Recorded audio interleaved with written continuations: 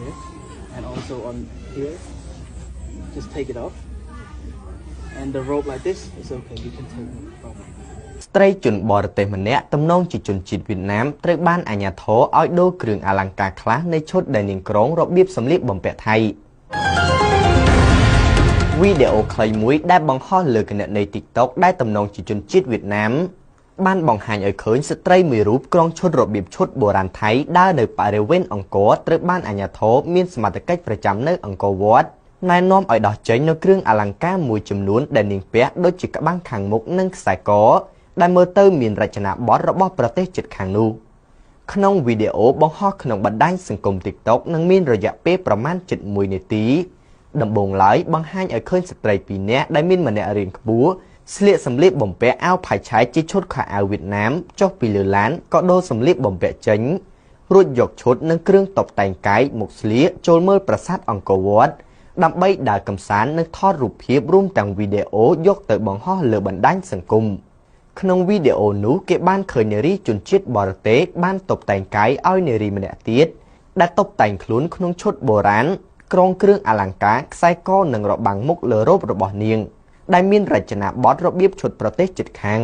បន្ទាប់មកក្នុងវីដេអូដដែលគេឃើញមន្ត្រីអាជ្ញាធរជាតិអប្សរាបានណែនាំស្ត្រីខាងលើឲ្យដោះចេញនៅឈុតខ្សែកនិងរបាំងខាងមុខដែលនាងបានដាក់ចងជាប់ចង្កេះធ្លាក់មកគ្របខាងមុខឈុតរបស់នាងវីដេអូខ្លីនេះទទួលបានការចាប់អារម្មណ៍ពីមហាជនអ្នកប្រើប្រាស់បណ្ដាញសង្គមដែលបានធ្វើការចែករំលែកតៗគ្នានិងបានសម្ដែងការត្រេកអរនិងសប្បាយចិត្តជាខ្លាំងក្រោយឃើញមន្ត្រីអាជ្ញាធរជាតិអប្សរាបានណែនាំស្ត្រីជនជាតិវៀតណាម2នាក់មិនឲ្យស្លៀកសម្លៀកបំពាក់ឈុតរបៀបប្រទេសថៃចូលទស្សនាប្រាសាទអង្គរនៅក្នុងវីដេអូដដែលគឺមន្ត្រីអនុញ្ញាតឲ្យនាងដើរទស្សនាក្រោយព្រមដោះចេញនៅផ្នែកខ្លះនៃគ្រឿងតុបតែងកាយរបស់នាងដែលមិនមែនជារបស់ខ្មែរទន្ទឹមនឹងនោះក៏មានមតិមហាជនអ្នកប្រើប្រាស់បណ្ដាញសង្គមជាច្រើនសម្ដែងការខឹងសម្បារនិងមិនពេញចិត្តផងដែរក្រោយឃើញស្ត្រីជនជាតិបរទេសក្រុងឈុតមិនត្រឹមត្រូវចូលក្នុងទឹកដីដ៏អច្ឆរិយៈនិងមហិមាអស្ចារ្យនៃប្រាង្គប្រាសាទបុរាណខ្មែរអង្គរវត្តដែលជាសម្បត្តិកេរដំណែលដូនតាខ្មែរនិងជាបេតិកភណ្ឌពិភពលោកនោះការណែនាំស្ត្រីបរទេសនោះឲ្យផ្លាស់ប្ដូរចេញនូវគ្រឿងតុបតែងកាយដែលមិនមែនជារចនាបថខ្មែរបានធ្វើឲ្យមហាជនខ្មែរសម្ដែងការត្រេកអរនិងសប្បាយចិត្តគ្មានអ្វីប្រៀបបាននោះឡើយចំពោះឆន្ទៈដ៏មុតមាំនិងសេចក្តីថ្លៃថ្នូរព្រមទាំងទង្វើដ៏ល្អប្រពៃថ្លៃថ្លារបស់មន្ត្រីអាជ្ញាធរជាតិអប្សរានិងអ្នកបកប្រែភាសានៅទឹកដីអង្គរដោយអ្នកខ្លះបានពោលពាក្យថាសូមសរសើរនៅទង្វើនិងសកម្មភាពនិងភាពរហ័សរហួនរបស់បងអាជ្ញាធរជាតិអប្សរា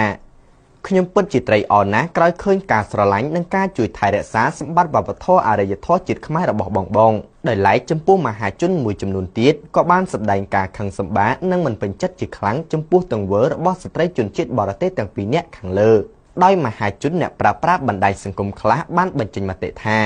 មិនគួរគាត់ទាំងពីរមកទស្សនាប្រាសាទអង្គរវត្តបែរជាចង់ធ្វើខុសទ្រង់ទ្រាយដើមនៃសម្លៀកបំពាក់ប្រពៃណីជាតិខ្មែរខ្ញុំបាទរៀមរ៉ាន់ពីកម្មវិធី60